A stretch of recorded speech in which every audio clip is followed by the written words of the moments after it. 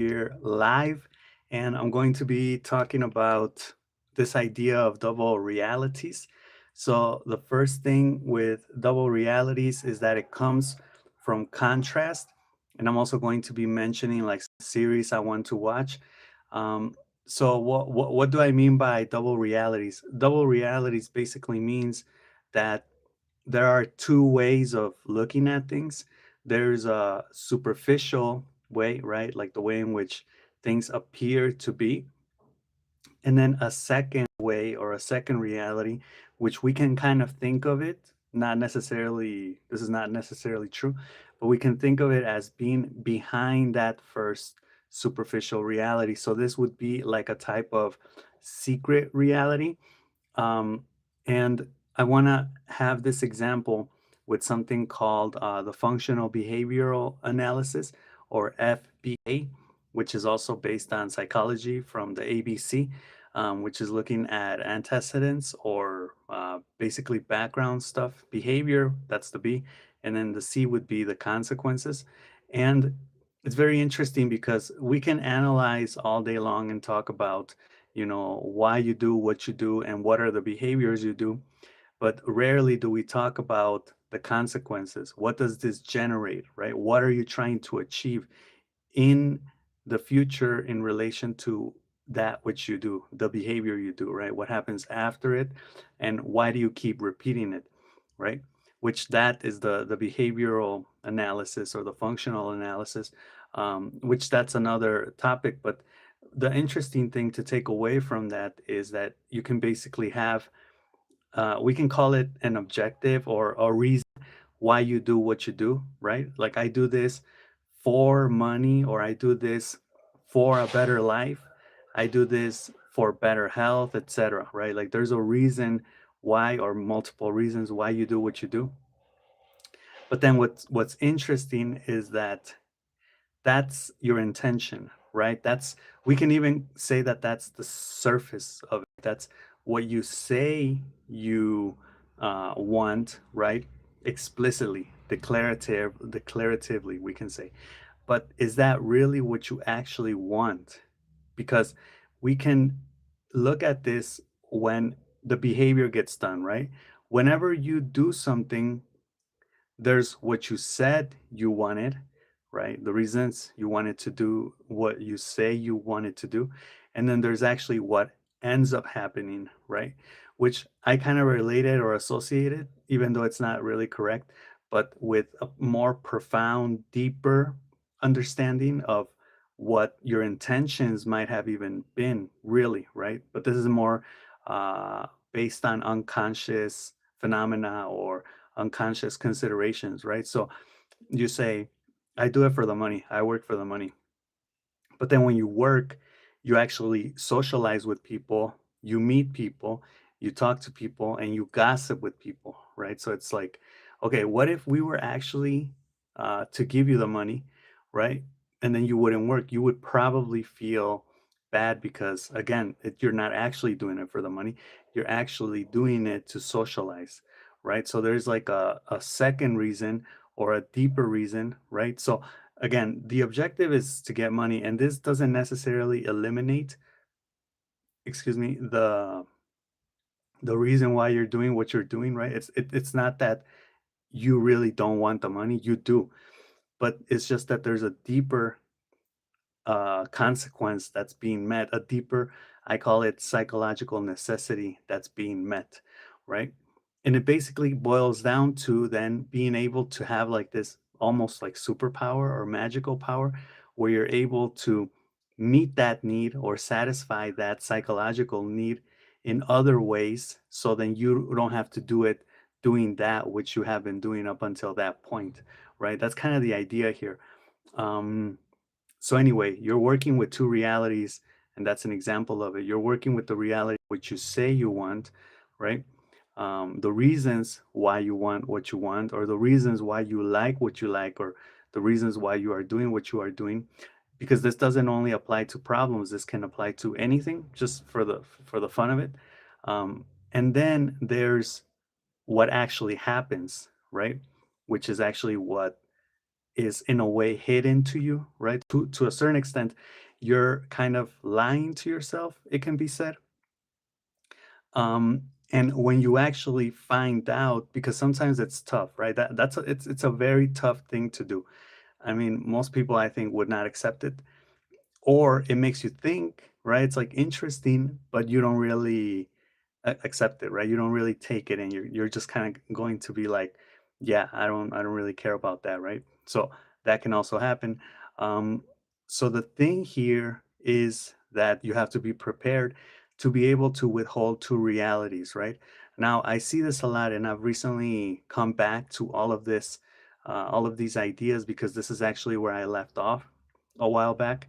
I left off on these ideas of media, propaganda, marketing, and spice, right?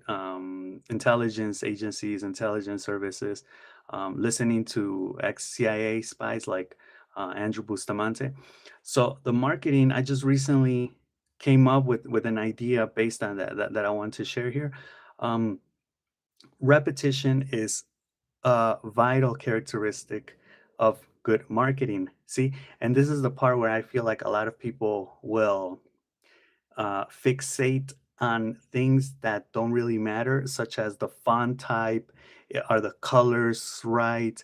You know, like these type of weird things that, yeah, sure, they matter, but it's not a one-time thing, right? If you, let's say you're promoting your event, right? You're gonna have an event, and you go to a couple universities, maybe you post on the wall the event you're gonna have, right? Like some posts or some yeah, like some flyers you made, and you leave and that's it, right?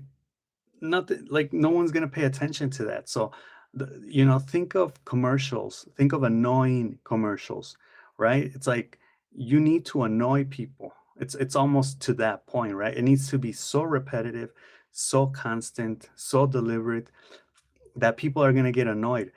Yet when, you know, the idea of like, hey, do you know of an event that features this? Or hey, do you know, you know, like we get bombarded a lot currently with betting applications, right? And I know of a couple, right? Well, I know at least one, uh, very concretely, one that if someone were to ask me, "Hey, do you know where I can bet?" Or even if I wanted to bet some money online, I know where I can go, because again of the commercials that are so constant. So the idea there is that it works on these unconscious psychological levels, right? Like you become so familiar with something that it's like, "Hey, do you know a good shampoo?" And it's like, I'm not gonna tell you a good dating site, a good bedding site, a good shampoo, a good product. I'm just going to mention the one that is most familiar to me. The one that, see, this is where you get in trouble with the fallacy or the idea of the heuristic, right? Of, I think it's of availability, right? So just because it's available to you, you think that's the correct answer. And it's not like you've actually researched or you know, investigated different types of shampoos or products. Like you just say the one that comes to mind, right? The one that's in your mind because it's been repeated so much. So this is interesting because in WWE, for example, they're always talking about what's coming up next, right? Like next week or this weekend, we have a main event, we have a pay-per-view main event. Well, in my time, it used to be pay-per-view. Now it's just like on the streaming network, like Netflix. But anyway, they're constantly reminding you, right? So to a certain extent, it's like we're repeating, you know, hey, remember this Friday, remember next Monday, remember this weekend, right? Remember this event's coming up, this event's coming up. And see, here there are two ways to do it. There's a very primitive, rudimentary way, which is basically that you just constantly repeat the same thing. People will even like start to get annoyed by it. That's one way of doing it. Another way of doing it is a nicer way. I call it like a nicer way. And WWE does it both ways actually. The nicer way, which is even like you know, statistically you're increasing your chances of of you know, making it successful because it's being repeated so much. So the nicer way is like, I'm gonna show you, right? Like there's a match. because it's wrestling. There's a match on Friday. There's a match this weekend. So I'm going to show you like the highlights of what's been going on with this story, right? I'm going to tell you about, I don't know, like the rivalry between these two people or these two parts, right? Why they're gonna fight, right? I'm gonna, and in those like segments, small segments or short videos where I show you what's been happening up to now, I remind you, right? So it's like the repetition and the reminder is there, but it's like, you know, encoded or decoded. It's encoded, encrypted in this other like activity, right? Like I'll give you another example of that. So I have an activity that's coming up. I'm going to do it with two different groups of students, and they're going to come together for a pizza party, right? But they've been doing this pen pal exchange, right? So I've been telling them about this idea since the very beginning, which was like a month ago, right? So for like now, we're going to have it next week. So for like a month now, I've been reminding them every week, right? And I haven't been just telling them like, hey, remember, because that would get annoying, right? That's the primitive bad way. So I've been telling them like since the beginning, I told them, well, I have this idea, right? I'm going to talk about it with the coordinators. What do you guys think? Yeah, sure. Then I spoke about it with the coordinators and it just kind of came about naturally. And that's also why I formed this idea because then I started telling them like I already spoke with the coordinators. They said yes, but we have to consider these other things, right? So again, reminding them. Then it's like all the pen pal exchanges. And then just recently, like we don't have class, but today, but we're gonna do some other activities, and one of them actually involves the pen pal. So I I took that opportunity to remind them again, and I said, "Hey guys, remember that we're gonna do the final exchange next Tuesday because it's next Tuesday." So like the repetition has been there, and it's been done in a nice way. That when the day comes, it's just gonna be like natural, right? And again, it's not so much to brainwash, but you are reminding people, you are influencing them, right? And I would say the difference between brainwashing and reminding people is just basically like whether society or moral circumstances consider your position to be with good intent or with bad intent, right? Like if I'm trying to entice you or incite you to start a revolution against the government or something like that, that might be bad. But if I'm reminding you so you're able to get to meet other students and practice your English, then it's good, right? So again, it's not the tool per se, it's not the techniques or the strategies, it's how you use them and for what purpose you use them for, right? Another thing there, which I'm kind of excited and happy about, is I think we're going to start school newspaper soon, especially next semester, and I'm going to be the editor. I'm going to be like in charge of the school newspaper. So again, that reminds me a lot of like these ideas of propaganda, right? And again, it's not so much to brainwash people. It's because you want to entertain, right? I would even go as far as saying that it's to entertain. Like WWE, you're trying to build good stories. You're trying to make people talk about stuff, get engaged, wake up, right? Give them tips, help them out. Especially with students who, like in university settings, they struggle, they get stressed out, things like that.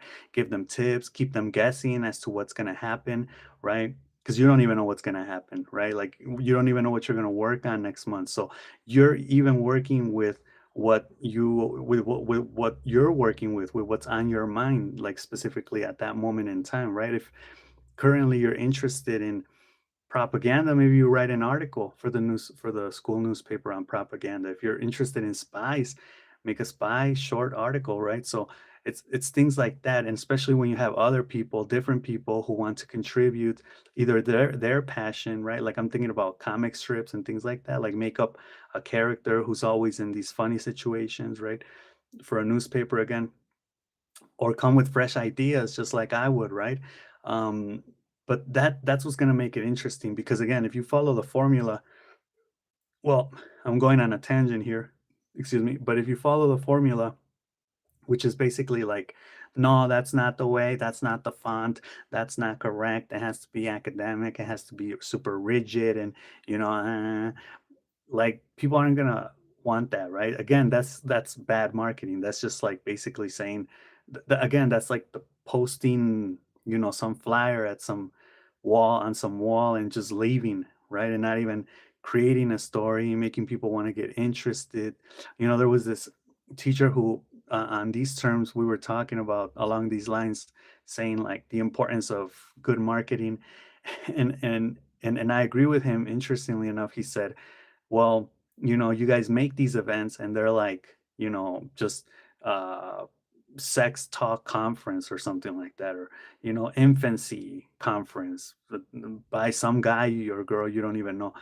And he said you should make it like interesting. You should ask a question on the flyer, on the thing that gets promoted, right?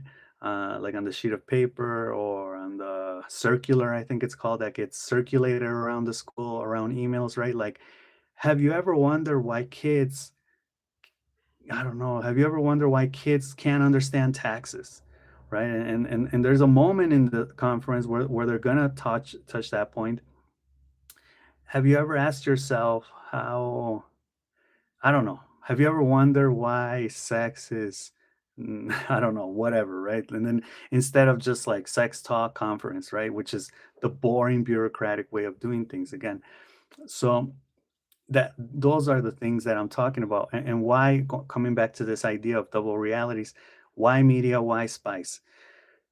In short, because both of them work with double realities, right? Now, I'm not going to get into third, fourth realities, but I think they exist. Right now, I'm just starting to touch that double realities terrain, which actually where I left off before I started working a lot just recently.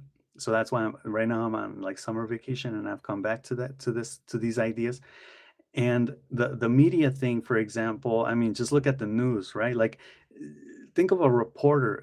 A reporter, like a human being to a certain extent, is a filter, right? You, even if you're like, I'm gonna be transparent, like as is, like I get the info and just as it is, that's what I report, which I think nobody really does that.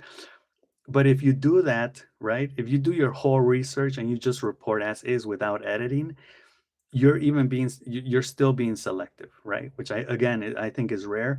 So the editing process obviously has a double reality like focus, because it's like the framing theory, right? The way you frame things. So when you frame something, everything else that's out of the frame is still part of that reality, helps shape that reality. But since you're leaving it out, you're leaving information out, you only get to see what's in that frame for that moment, right? So anyway, uh, that's a double reality. News work with double realities all the time, right? So they'll work with a reality where they're basically uh, figuring out all of the information. They get all of the information, or they get the information that they get, and then they decide which of that information actually makes it on the TV, on the newspaper, on social media, right? And again, that's a person that has both of those realities, so to say, in their power, right? So that's media, that's propaganda. Spies, intelligence services, for example, what they do, and see, spies, intelligence services, people like that, I think are kind of like, they go hand in hand kind of with like criminals, con men, right? There are like a lot of series that deal with this topic in movies. Like I can name Dirty Rotten Scoundrel, Wag the Dog, House of Cards. Um, there are a couple other like series and movies which I've recently. The Newsroom. I want to watch The Newsroom because it deals with this topic too. I think I haven't watched it, but I want to. Um, but anyway, but The Newsroom is more in line with what I was mentioning about the news, right? But spies are like, I'm gonna give a front, Better Call Saul. We can think of Better Call Saul and his scams and his cons, right? The way that he would play, I forget the word right now, but he would basically like con people, right, for money, for fun, with his friend back in the day, for shits and giggles, as they say. But anyway, when you do that, you're working with a double reality too, because again, you have a certain, like I just recently saw this idea of, I forget what it's called. I'm gonna see if I can find it, and like I'll post it on the comments later. But it's this idea of like the waiter or the waitress or the service people that have to smile, right? That have to treat you nicely, which they don't, but some do, or that's at least the original idea. And when they smile, they could be feeling horrible inside. They could be having a bad day, family life is shit, personal life is shit, whatever. But they have to smile, right? So again, they're working with a double reality, right? I think there are a lot of instances in life when we're working with double realities, even like at work, right? When we're at work, it doesn't matter how you're feeling, you have to, you know, act a certain way, right? So again, this idea of like, I'm gonna appear to be this type of person. So you buy into this stuff, and then I trick you because my intention, my deeper intention is this other thing, right? And the idea of double realities come about from contrast is because we have this idea of difference, right? Now, this would get very, very philosophical because when we're talking about contrast, we're talking about diversity, we're talking about complexity, we're talking about that which is different, basically, and the way in which you're able to basically manipulate or play around with the things that are different, right? Anyway, from that contrast, from that, you know, and I would say the contrast here, what makes it interesting is that it's mental, right? It's mental contrast because you have an intention, right? Which you keep hidden, at least to yourself or to your people. You don't say it, right? And then you act a different way to achieve that same objective, right? Excuse me. So the contrast there ultimately is between the reality that you're going to project to others and the reality that you withhold, right? And a lot of people will say, well, this is unethical. I would say it's practical, right? Again, ethical and moral depend on the intention, right? And if anybody gets harmed. Um, but I also think that it is people's responsibility to be able to keep up, right? A lot of people, and I would say most people don't. I can see most people getting tricked, getting, not remembering, not learning from past experiences, not having vision to see where this can take them or lead them to, right? So that I think I feel like, unfortunately, that is their responsibility to become like more knowledgeable in things. And I'm always speaking for this. I'm like, as they say, like an advocate for not getting tricked, right? Because we do get tricked, but try to get tricked the least possible, right? The like try not to let people take advantage of you with these type of heuristics, appeal to emotion, appeal to tradition, appeal to authority, right? Because all of those are fallacies, right? Logically, it doesn't make sense. If it doesn't make sense, if you feel something's off, if your instinct and your gut is telling you that something is off, it's because something is off, right?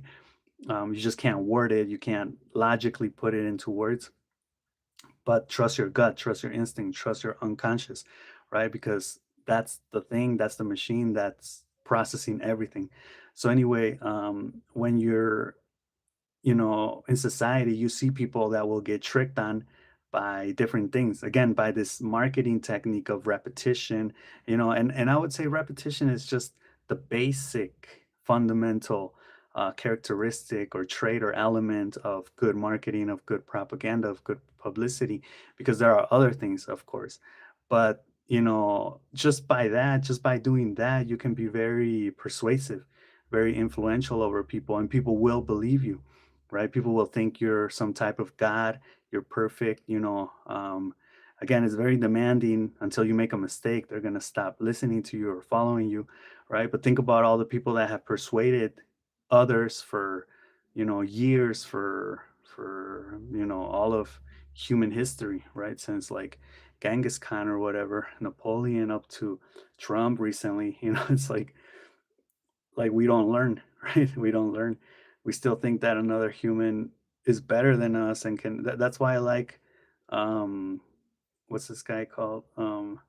That's why I like this quote by Steve Jobs, because he mentions that like you are your creator. You are the person, and God doesn't exist or something like that. I'm just saying that you are the person who can basically shape your reality and not only yours but other people. So I think instead of becoming like a follower, you should become some type of leader, right? That's basically what I'm saying there. So anyway, this idea of double realities is something that I currently have. I've been thinking about. It's pretty interesting. I wanted to share that so you can let me know what you think. And I guess we'll leave it here for now. And I'll see you guys in the next one. All right. So I'm going to log out.